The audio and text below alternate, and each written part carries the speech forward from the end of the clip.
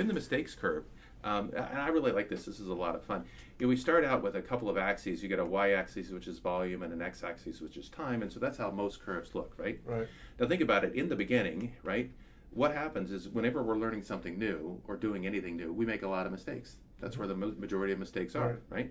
But over time, we learn from our mistakes. It's called trial and error, oldest learning tool in the history of mankind, and we achieve some level of proficiency, something of that sort. That's correct. Right? Now, the way we can influence this curve, we can make it a little bit smaller, or not quite as big, or not quite as long, right? Is we can get some education. We can read some books, right? We could watch a video. Right. We could go to a class or a seminar. You could hire a coach, right? And notice that the triangle will continue to get smaller. And that's the value in making those investments in time, is because we eliminate those mistakes. Exactly. All right.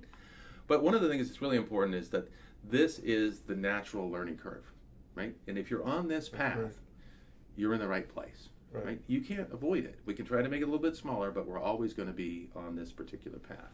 Right. And so when we bring new employees on, or when we're learning new stuff for ourselves, remember that they're going to be on this path in some form or fashion. But if you can provide those other things, you'll make the path a little bit smoother, a little bit faster, right? Okay, so now these two parallel lines, vertical lines, these represent the path that you don't want to be on, right? These two represent the failure to learn path, right? So if you're not learning from your mistakes, right, and you're making the same mistakes again and again and again, your curve looks like this, right? Two parallel lines. Do they ever meet? Right. No. Never. Never. In history. Exactly. Infinity, forever. They will never. You will never get proficient, right? That's right. So this is what we're looking for, right? So if they're on the natural learning curve, that's good. We've confirmed that. We set it up, but we try to make it faster if we can, right? But sometimes people get stuck on this failure to learn curve, right? That's They don't understand. They're not listening. They're not learning. They're not getting something from their experiences. So this is the red flag. When you see this, when you see the same mistake twice, you see the same set of excuses twice, that's the red flag, because what we have then is we have a failure to learn, right? And we want to take some different approaches. We can't take the typical approaches, because the typical approaches aren't getting us there. So once you realize that they're on the failure to learn path, how fast did you change? Right away. Immediately. Right? Yeah. Why go down a path? Yeah. Why go down a bad path? It's a bad strategy, right? Exactly. So as soon as you recognize this, so what we do is we put systems and controls and reporting and things in place to help us figure out which path are we on, right? It's not about punishing anybody at all. It's about figuring out where I'm at. Because if I'm on the natural learning curve, I feel pretty good. We're going to get there, right? Knowing you're going to get there is a real positive thing. But if you're on that failure to learn curve, you're not going to get there, and you're not going to get there ever. So that really makes a big difference. Exactly. All right.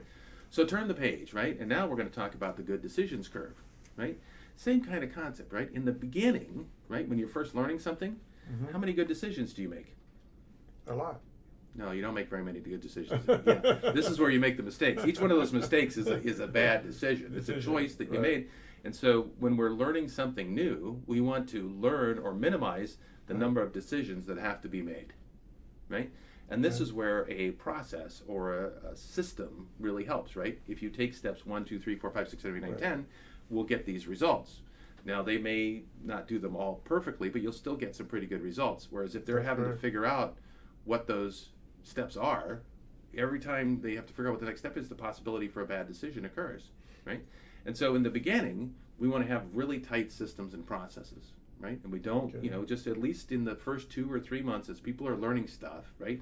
It's really tight. Follow these directions.